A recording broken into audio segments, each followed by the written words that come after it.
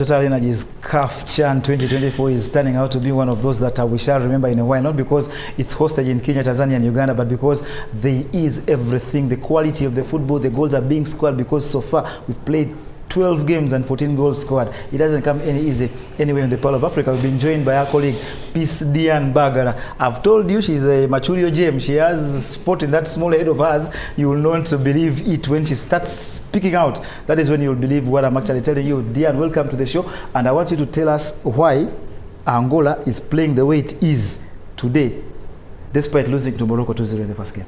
First, say hi to the Ghana. Hi everyone watching from home and wherever you are. Peace Diane is the name, and thank you for keeping it busy. Straight to the point, Angola, their style of play, they are a highly offensive team. First and foremost, if you looked at the game they lost to Morocco 2-0, they had the bigger percentage. They had, I think it was 60%. So you don't expect such a team which can bring the ball to you, which can try your defense at all angles, to really not put up their game in such a game, because they lost the first game and then they are playing a team which won the first game. So you see Kenya wants to get to 6 points and then Angola have to get to 1 point. And they have a coach who you think, because rarely those managers, for example, from Portugal, Spain, spend a lot of time on the African continent. He's now 4 years on the team. He manages the senior team and now he comes back to the Chan team. So you think he really has a lot he can improve with the boys, graduating them to the senior national team.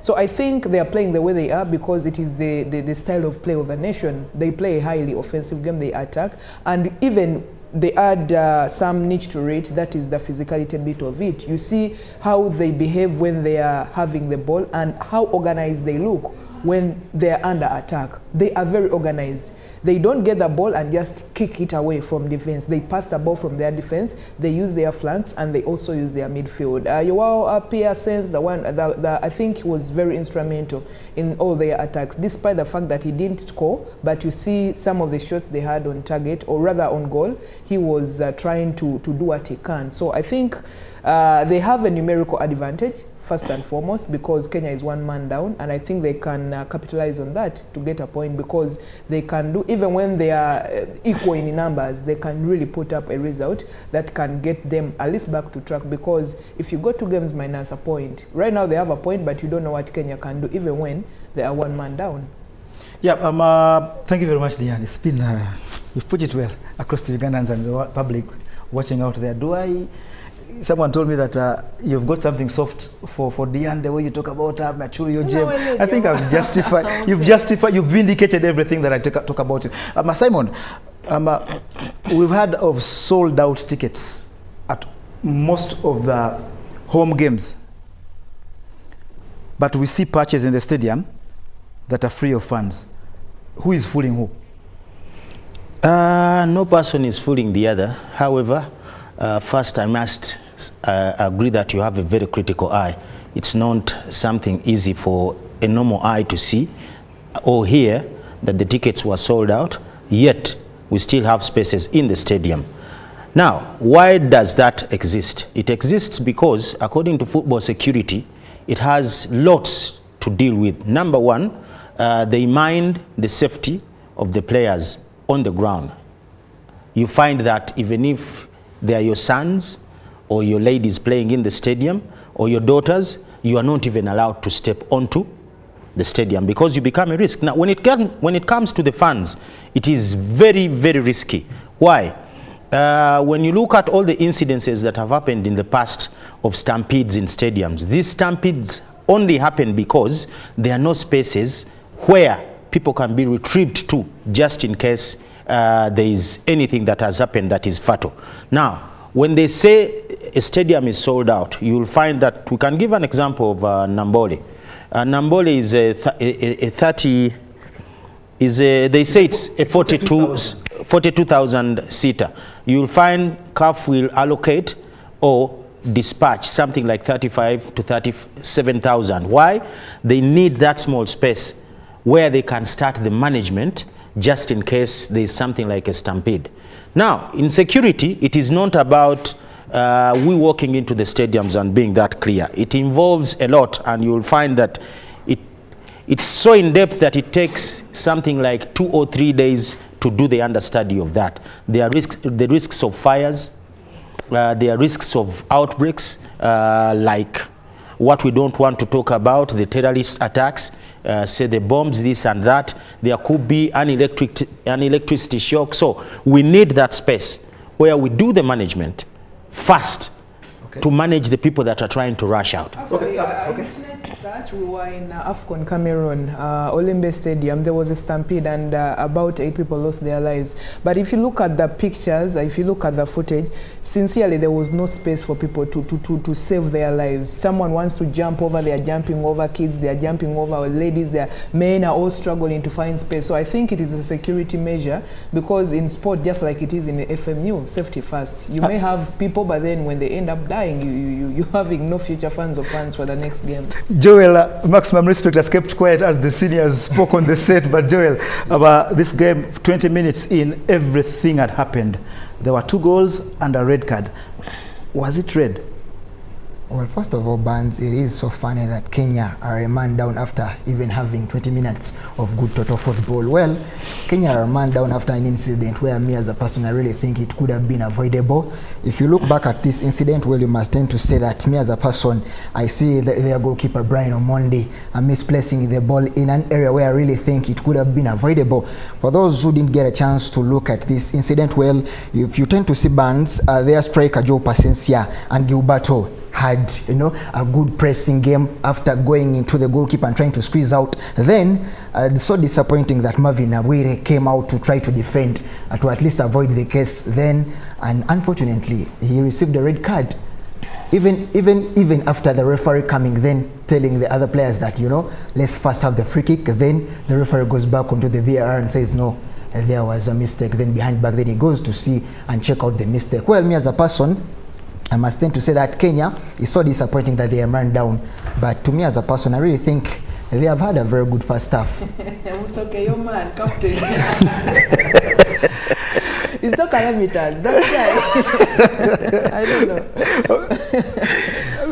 Simon, the Kenyans are a man down. They're playing at home. I don't know what kind of words Coach Benny McCarthy is telling them now. How do they come out of this ditch? Because they badly need this game. Exactly. First and foremost, I know Benny has already thanked them in the dressing room for the goal they scored and the point they have for the first half. Now, what is key is how to manage the second half. It is going to be very tricky. Why? Pound for pound, Angola is pushing to get another or other goals out of Kenya. Now, what is going to be very key are only 2 things. Number 1 is the defensive discipline. That is the marking and positioning of the 2 central defenders.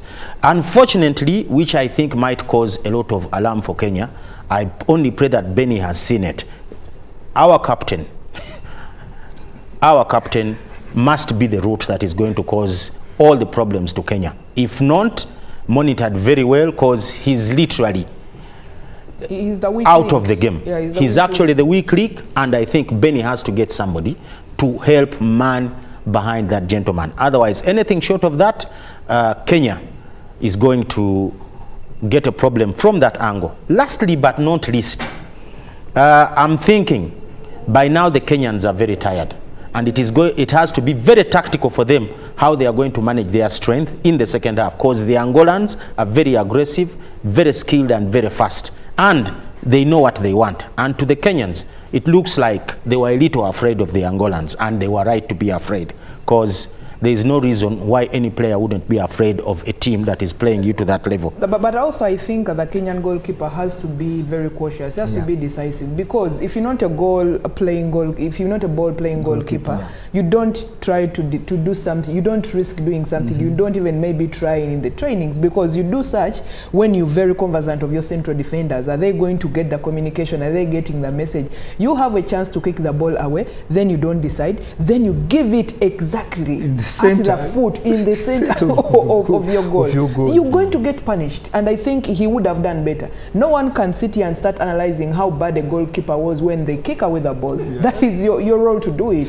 Kick it away, let them deal with it. If it comes back, then you deal with it. But then you get the chance, kick away the ball, then you look at him, he controls, then the ball wants to escape, then he puts What's it exactly? Who was he passing to? I don't know. Joel, who was he passing to? Actually, that comes with the goalkeeper having a number of thoughts in his brain. Yes, because I don't even know what to say right now, because I'm such thinking, instances tend to make the goalkeeper a very poor goalkeeper. I'm also thinking what is going to determine this game will be Goncalves telling one of the Angola's players just to calm down. Just be there. Because the only difference that is keeping us at a stalemate is because even the Angolans are in a rush to come and score. But if they only have that one single player that can calm down either in front or in the box, Kenya is gone. They panic in the defense. Yeah. They will have to get that leg, cut it down, then the referee will have to point at the spot.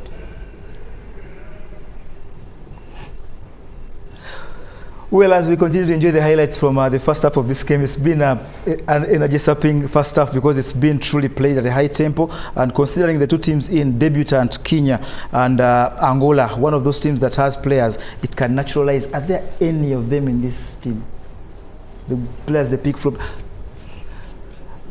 Okay, Joel, those are the stats from the first half. Yes.